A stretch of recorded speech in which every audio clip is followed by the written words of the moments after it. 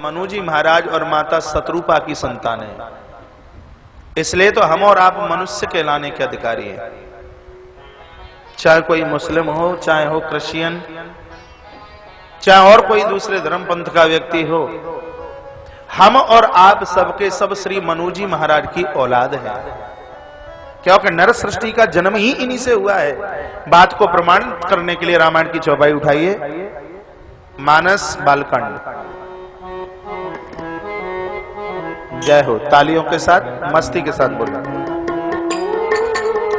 स्वयंभो मनोहरो सतरूपा, स्वयंभो मनोहरो सतरूपा, स्वयंभो मनोहरो सतरूपा, स्वयंभो मनोहरो सतरूपा, इनसे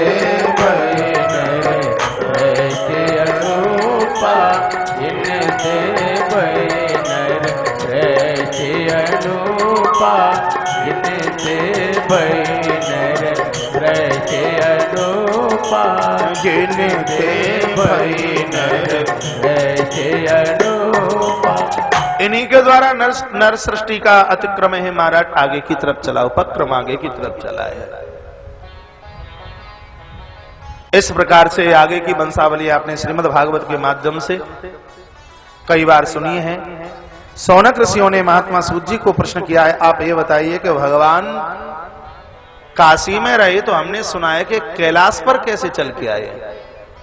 भोलेनाथ को कैलाशपति कैसे माना गया? ये कैलाश के अधिपति भगवान शंकर कैसे हुए? और हमने सुना है कि कुबेर को इन्होंने अपना मित्र बनाया। तो ये दोनों चरित्र हम एक साथ सुनना चाहते हैं कि बताइए भगवान भोलेनाथ कैलाशपति कैसे हुए और भगवान शंकर के कुबेर मित्र कैसे कहलाए गए? ये कथा सविस्तार पूर्वक आप हमें सुना दें।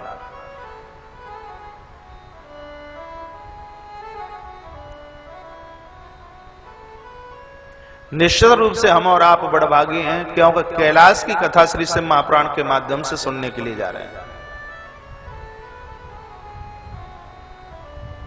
ये आवाज यहाँ तक आ रही है, इनको बोलना थोड़ा धीमे बोलना, आवाज आती है।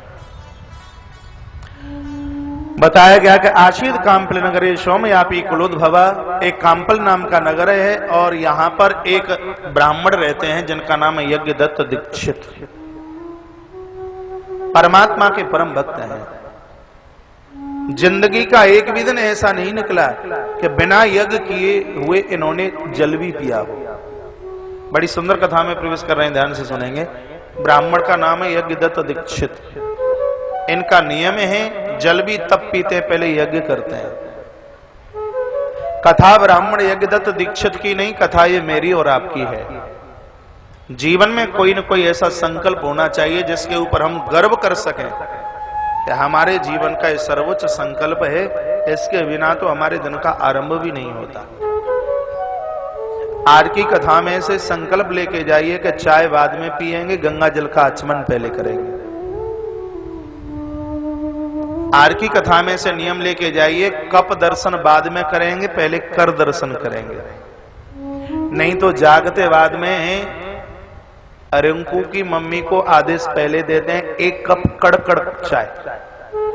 अभी आंख का कीचड़ भी निकल के नहीं आया, अभी कुल्ला भी नहीं किया, अभी मुंह भी नहीं धोया। संकल्प लीजिए पहले गंगा का आचमन। हम बड़भागी हैं, मुंह से गंगा का नाम निकल रहा है।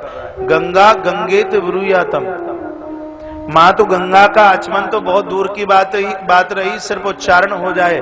1000 किलोमीटर दूर पर बैठा हुआ व्यक्ति, गंगा से 1000 किलोमीटर दूर पर बैठा हुआ व्यक्ति, पाप ऐसे जल जाते हैं, ऐसे खत्म हो जाते हैं जैसे माचिस की तीली दिखाने पर कपूर समाप्त हो जाता है। ये दोनों बच्चों को बैठाइए।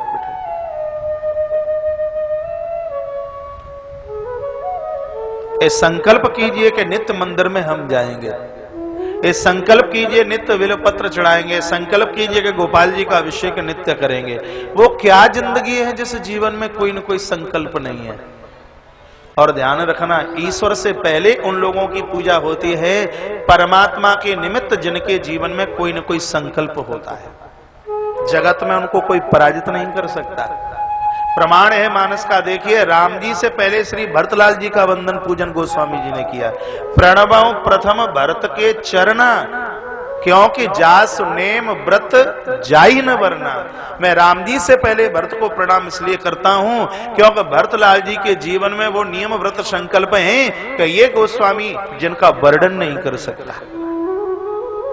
आपको जो सूझे अच्छा लगे संकल्प हो वे, किसी मंदिर में हनुमान जी के में, दुर्गा जी के में आप 8 दिन में 15 दिन में जाते हो तो संकल्प तोड़िए मत। संकल्प तोड़ा नहीं जाता, संकल्प जोड़ा जाता है। संकल्प में मजबूताई होनी चाहिए और वो भी श्रद्धा के साथ में। ये नहीं कि अब रोज करते हैं हनुमान चालीसा तो वो करना ही है, नहीं, वो पूजा हमारे अनुभव में आ जाए। जिस दिन पूजा छूटे तो बेचैनी हो जाए और ऐसा लगे कि आज मैं इससे वंचित रह गया, आज मैं ये कर ना पाया। आप रूखे रूखे से लगे, सूखे सूखे से लगे, आप लुटे हुए से लगे। फिर प्रगाढ़ता है, फिर जोर है, फिर पूजा में, फिर समर्पण है, फिर पूजा में। तो यहां संकल्प के ऊपर बहुत बड़ी बात कही गई है। नित्य यजन हवन यज्ञ करने वाले ब्राह्मण यज्ञ दत्त दीक्षित सूत जी सावधान करते हैं, सौनक ऋषियों क्या बताएं, इनके घर में एक पुत्र का जन्म हुआ। आशीद गुड़ निधि नाम दीक्षितायस्त वैसुता, और उस बच्चे का नाम है गुड़ निधि रख दिया गया है। कभी कभी ऐसा होता है माता पिता बहुत अच्छे होते हैं, बहुत बढ़िया होते हैं, लेकिन उनके घर में औलाद ऐसी चल करके आए जिसका मुंह देखना धर्म नहीं, ऐसी संतान का जन्म हो जाता है। वो कमी कहां से होती है, इस संदर्भ में कथा का गायन किया जा रहा है। बालक गुड़ निधि छोटे से बड़ा हुआ, जनेऊ संस्कार किया गया है और ये 19 साल का भी हुआ भी नहीं, इसका विवाह कर दिया गया। पत्नी चल करके आई, 16 वर्ष की इसकी पत्नी है, क्षमाप्राण के अंतर्गत लिखा। लेकिन ये भी लिखा है कि दुनिया का ऐसा कोई दोष नहीं इस ब्राह्मण के बेटा गुड़ निधि के जीवन में चल के वो दोष ना आया। नम्री जुआरी है, नम्री मांसाहारी है, लोगों को ठगता है, लोगों को लूटता है। गृहस्थी का वजन इसके ऊपर नहीं है।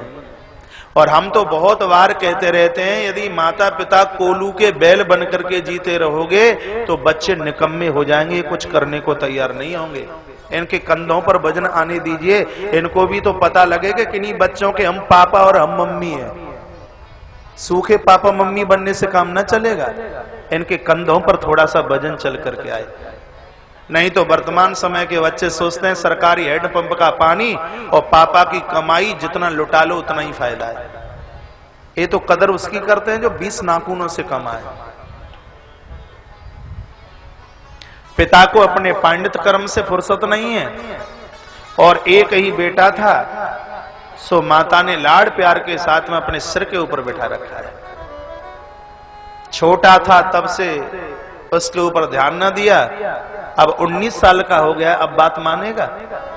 बहुत बार कहता हूं, कस्तूरी की क्यारी करी केसर की दीनी खाद, पानी दियो गुलाब को तो रही प्याज की प्याज। यदि बच्चों का उज्जवल भविष्य चाहते हो तो पहले से बच्चों के ऊपर ध्यान दीजिए।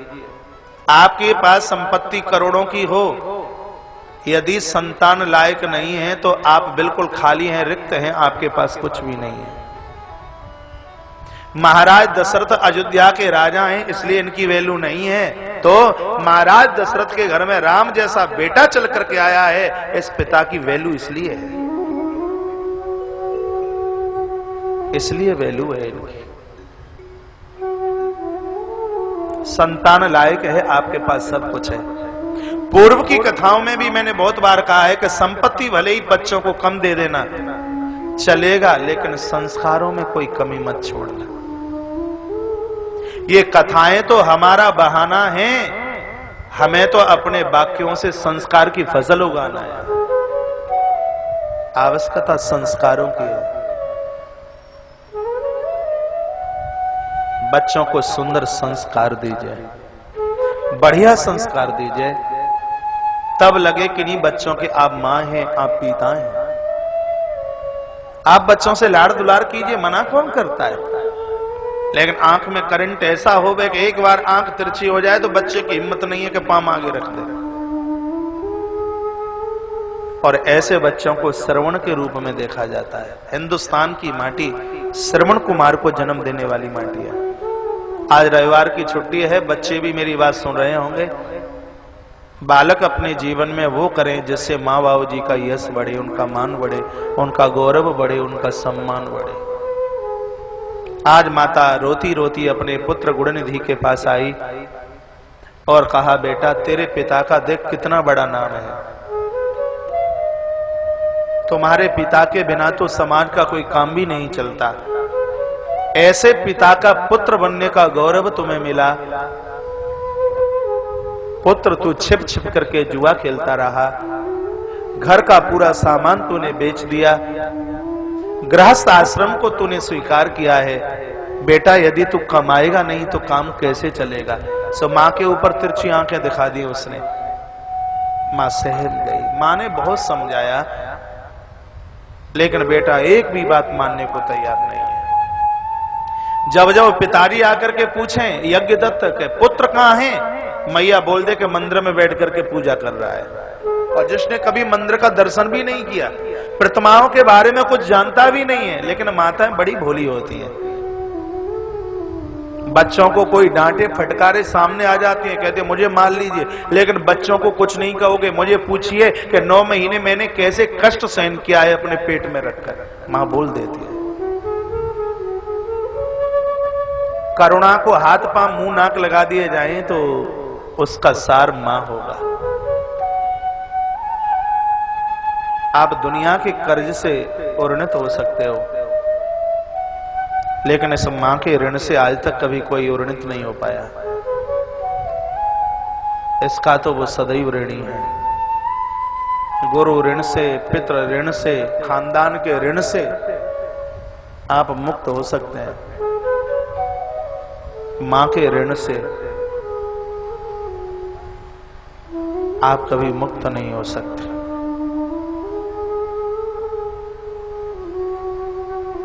मां का तो दर्जा ही ऐसा है। मां बहुत रोई है। एक दिन की बात, यज्ञदत्त दीक्षित गांव से निकलते हुए आ रहे थे तो अपने हाथ की अंगूठी किसी व्यक्ति के पास देख ली और उस व्यक्ति को कहा, भैया ये अंगूठी मेरी है और ये तेरे पास कैसे आई? कहा, मुझे झूठा दोष लगाते हो? अपने बेटे को जाकर के पूछिए, इस धरती पर तुम्हारे पुत्र जैसा जुआरी आज तक पैदा नहीं हुआ। एक अंगूठी की बात करता हूं, देखो अपनी माता की साड़ी बेच करके गया है, हाथी दांत का बना हुआ ये अलंकार बेच करके गया है। एक दिन तो हमने कपड़े उतार कर उसको व्यवस्था कर दिया और खम्मे से बांध करके उसकी हमने पिटाई की। हमें दोष लगाते हो, अपने पुत्र को तो संभालिए। पुत्र वो है जो माता पिता को कुमान नाम के नरक से तारे, लेकिन जो पुत्र माँ बाबू जी को नरक में डाले वो पुत्र नहीं, वो लड़के हैं। आज 1-8% में पुत्र पुत्र होते होंगे, नहीं तो लड़के। जन्म हुआ लड़ लड़के, बड़े हुए लड़ लड़के, और इनके सगाई विवाह भी लड़ लड़के ही हुए हैं। बच्चों के विवाह में अब तुम्हारी चलने वाली नहीं है, बच्चों के विवाह में तो बच्चों की ही चलेगी। हम तुम राजी, क्या करेगा काजी? बोल देंगे मम्मी पापा को तुम्हें रहना है कि हमें रहना है, ये बता दीजिए। चलने वाली नहीं है। पुत्र की परिभाषा सीखनी है तो राम से सीखें, पति की परिभाषा सीखनी है राम से सीखें, यदि शिष्य की परिभाषा सीखनी है तो प्रभु राम से सीखें। ग्रंथ भरे पड़े। ब्राह्मण यज्ञदत्त ने सुना है, इतना दुख हुआ, इतना दुख हुआ, और सीधे घर पर आना हुआ और पत्नी को डांट करके कहा कि तेरा धूर्त वो कहां है पुत्र, तेरा धूर्त पापी अपराधी वो कहां है गुणनिधि। सो मैया ने कह दिया मंदिर में बैठ के पूजा कर रहा है। सो पीठ के ऊपर लात का प्रहार किया। का अभागिनी, उल्टा औलाद को जन्म देने वाली, जिंदगी पर्यंत तू मुझसे छिपाती रही। आज समाज में मैं गर्दन उठाने के लायक नहीं रहा, एक ब्राह्मण रूप। मैंने इतना सब कुछ किया, किसी काम का नहीं रहा। इससे तो होते ही तो इसका कंठ दबा देती तो आज का दिन देखने को नहीं मिलता। शीघ्र ही हाथ में जल लिया और इस ब्राह्मण ने संकल्प किया कि इस घर में ना तेरे लिए जगह है और ना तेरे बेटे के लिए जगह है। उसी समय दोनों को घर से बाहर कर दिया और किसी ब्राह्मणी के साथ में यज्ञदत्त ने दूसरा विवाह कर लिया। अनाथ हो गई गुणनिधि की मां, यज्ञदत्त की पत्नी। यज्ञदत्त का बालक गुणनिधि जा रहा है, 7 दिन से जिह्वा पर एक टुकड़ा रोटी रखने को नहीं मिला। बड़ी सुंदर कथा, इस शिव महापुराण की कथा मुझे इतनी प्यारी लगती है। एक वृक्ष के नीचे बैठा है, गुणनिधि प्रायश्चित कर रहा है, मां मुझे माफ कर देना, क्षमा कर देना। यदि मैं तेरी बात मान लेता तो आज का दिन मुझे देखने को मां नहीं मिलता। माता मैं दुखी हूं, मेरी वजह से तुझ निरपराध को भी घर से बाहर किया गया। मां मुझे माफ कर देना, माता मुझे क्षमा कर। भूख के मारे आंखों में चक्कर है, खड़ा होता है गिर पड़ता है, खड़ा होता है गिर पड़ता है। स्थिति ऐसी हो गई है। उसी समय एक जबरदस्त घटना घटी। कुछ लोग भगवान शंकर के मंदिर में पूजा करने के लिए थाल सजो सजो करके लेके जा रहे हैं। वृक्ष के नीचे बैठा हुआ गुणनिधि देख रहा है और सोच रहा है कि ये लोग ये प्रसाद सामग्री मंदिर में चढ़ाएंगे, पूजा करके चले जाएंगे, तो भूख की निवृत्ति, क्षुधा की निवृत्ति के लिए मैं उस सामग्री को उठा करके खा लूंगा। तो पाम दबाता हुआ पीछे पीछे चोरों की तरह ये भी चलने लगा। सूत सावधान करते हैं सौनक ऋषियों, उस दिन शिव महारात्रि का दिन था। वो लोग मंदिर में 4 पहर की पूजा करने लगे। चतुर्थ पहर की पूजा के लिए मैं परसों की कथा में निवेदन कर चुका हूं। शिव महारात्रि की 4 पहर की पूजा ये मैंने निवेदन किया है। षोडशोपचार से पूजन हो रहा है और ये गुणनिधि देहली पर बैठ करके उस पूजा का दर्शन कर रहा है। चौथी पूजा प्रातः 5 बजे आरती हुई। सर्दी का समय था। लोगों ने कहा अभी अंधेरा सा है, थोड़ा 1-8 घंटा मंदिर में ही विश्राम कर लिया जाए। दिया जल रहा था, सामग्री पिंडी के ऊपर चढ़ी हुई थी और वो लोग वहां सो गए। लेकिन भूखा व्यक्ति क्या नहीं कर सकता, 1 हफ्ते से इसको भोजन नहीं मिला। तो पाम दबाते दबाते ये पिंडी के पास तक पहुंचा उस सामग्री को उठाने के लिए। इतने में वो दिया टिमटिमा रहा था, तो इसने अपने कपड़े को फाड़ दिया और उस अग्नि ज्योत के ऊपर लगाया तो उजाला हो गया और इसने प्रसाद को उठा लिया। किसने? गुणनिधि ने। अब चोर के पाम कितने होते हैं पता है आपको? कैसे पता है? कभी उठाई धरी की है क्या? सुना है कि चोर के पाम नहीं होते। और सामान लेकर के महाराज प्रसाद सामग्री लेकर जब इसने भागने की कोशिश की तो सोते हुए किसी व्यक्ति के शरीर से इसका स्पर्श हो गया। वो जागा और चिल्लाया कि मंदिर में चोर चोर चोर, मंदिर में चोर। जितने लोग थे वो सब खड़े हुए, पकड़ लिया इसको और पीठ के ऊपर महाराज लाठियों का प्रहार किया। शिव महापुराण में लिखा है कि यज्ञदत्त ब्राह्मण के पुत्र गुणनिधि की मौत उस मंदिर में ही हो गई। महाराज यहां तक बात समझ में आई है? आई हो तो गर्दन यूं कर दो, ना आई हो तो यूं कर दो। आइए। यम के दूत महाराज इसको लेने के लिए आए, गुणनिधि को पकड़कर घसीट कर लेकर के जा रहे हैं। उधर भगवान शंकर ने अपने गढ़ों से कहा कि मेरे मंदिर में प्रसाद खाता हुआ मेरे एक भक्त ने शरीर छोड़ा है, विमान लेकर के जाइए और उस पर बिठाकर उसको लेकर के आइए। सो यम के दूत इधर से घसीट के लेके जा रहे थे और उधर से भगवान शंकर के गढ़ों का आना हुआ। रास्ते में मुलाकात हो गई। का खबरदार रुक जाइए, इसको कहां लेके जा रहे हो? का दुनिया का ऐसा कोई अपराध नहीं जो इसने ना किया हो, ये नरकगामी है। हमारे स्वामी ने बुलाया है, इसको नरक की तरफ लेकर के जा रहे हैं। भगवान के पार्षदों ने कहा भले आदमी हो, मरते समय जिसने शिव का दर्शन किया हो, भगवान का प्रसाद खाया हो और बुझते हुए दीपक को अपने प्रधान के द्वारा जलाया हो, इससे पुण्यात्मा कौन है? ये शिव लोक का अधिकारी है। यम के गढ़ों ने कहा, यम के दूतों ने कहा, भूखों मर रहा था, प्रसाद दिख नहीं रहा था, इसलिए इसने ज्योत जलाई। कोई श्रद्धा आस्था से नहीं, प्रसाद कोई भाव से नहीं इसने खाया, चुरा करके सामग्री लेकर के भागा। और तुम कहते हो कि पूजा को देखता रहा देहली पर बैठकर। इसकी तो लगन उसके ऊपर लगी हुई थी कि कब ये सोवे और हम प्रसाद के अधिकारी बने। तब भगवान के पार्षदों ने कहा कि भगवत नाम जानकर अनजान करके कैसे भी लीजिए, जैसे आग जलाने का कार्य करती है, उसी प्रकार से प्रभु दर्शन अपराधों को जलाने का काम करे। और यहां भगवान के पार्षदों ने, शिव के पार्षदों ने एक बड़ी सुंदर बात कही। कहा एक व्यक्ति मंदिर में पूजा करता है, बद्रीनाथ जैसे और भी मंदिरों में 10-10 घंटे से पहले हो जाइए, दर्शन कर लीजिए।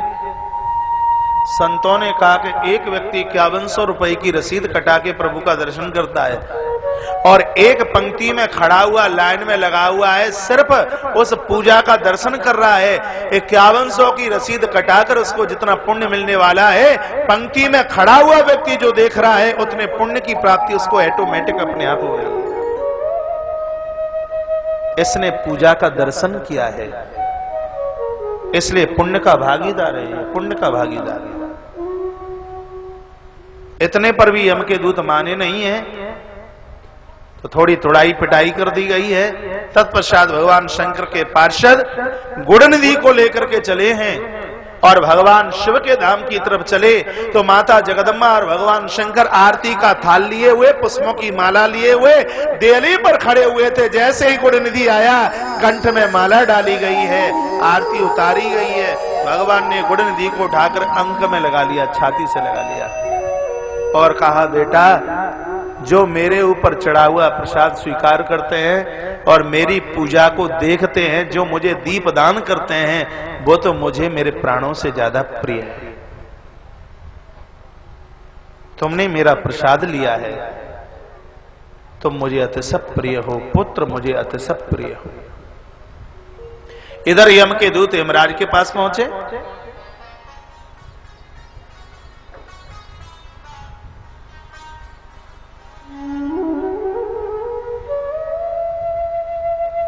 आइए 1 मिनट भगवत नाम के साथ में, फिर कथा को आगे की तरफ बढ़ाता हूं। शिव शंकर को जिसने पूजा उसका बेड़ा पार।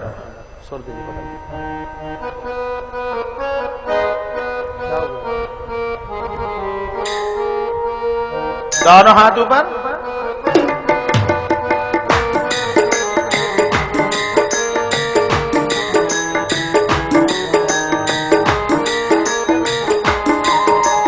शिव शंकर को जिसने पूजा उसका ही उद्धार हुआ। शिव शंकर को जिसने पूजा उसका ही उद्धार हुआ।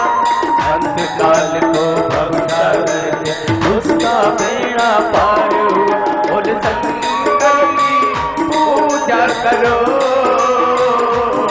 ध्यान चरणों में इसके धरो। हर हर महादेव शिव शंभो, हर हर महादेव शिव शंभो, हर हर महादेव शिव शंभो। शिव शंकर को जिसने पूजा उसका ही उद्धार हुआ। शिव शंकर को जिसने पूजा उसका ही उद्धार हुआ। अंधकाल को भवसागर से उसका बेड़ा पार हुआ। बोल शंकर की पूजा करो, चरणों में इसके धरो। हर हर महादेव शिव शंभो, हर हर महादेव शिव शंभो, हर हर महादेव शिव शंभो, हर हर महादेव शिव शंभो।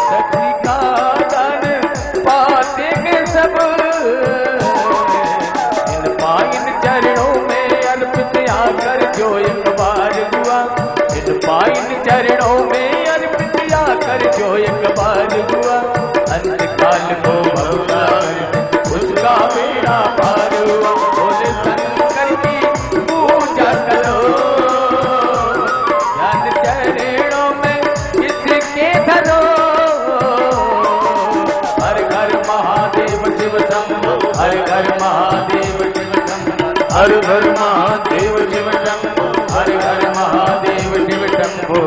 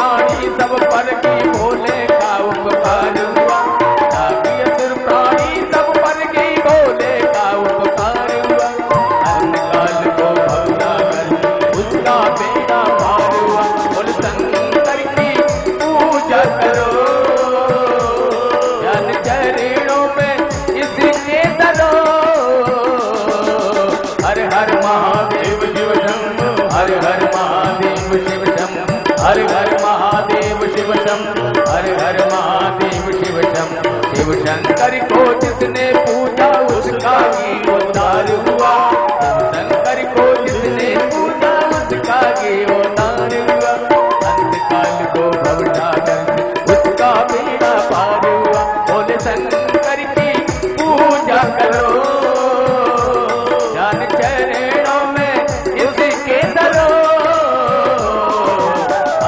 महादेव शिव शंभो हर हर महादेव शिव शंभो हर हर महादेव शिव शंभो हर हर महादेव शिव शंभो हर हर महादेव शिव शंभो हर हर